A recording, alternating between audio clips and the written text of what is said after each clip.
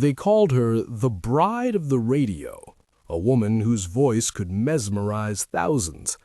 On a sweltering afternoon in May, she went to the beach to find respite from the crowds.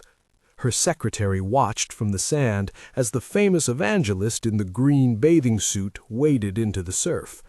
She swam out past the breakers, a bobbing silhouette against the glare. Then the mist rolled in. It was sudden, unnatural, and smelled faintly of sulfur. When it lifted moments later, the ocean was empty. Divers searched for days. One died in the attempt.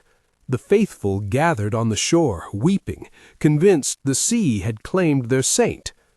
But 5 weeks later, she emerged from the desert, hundreds of miles away. She told a harrowing tale of kidnapping, of a shack in Mexico, of torture by nameless men. But the locals noticed details that didn't fit. Her shoes were not scuffed enough for a trek through the desert. Her story had holes. But the true horror wasn't in the inconsistencies. It was in her eyes.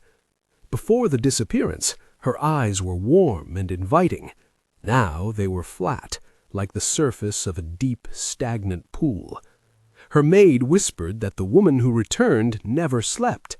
At night she would stand by the window, staring toward the ocean, her skin cold to the touch.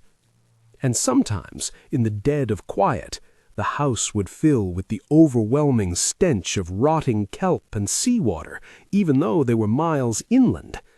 She wasn't kidnapped by men. Something found her in the water, and whatever walked out of the desert was merely wearing her face.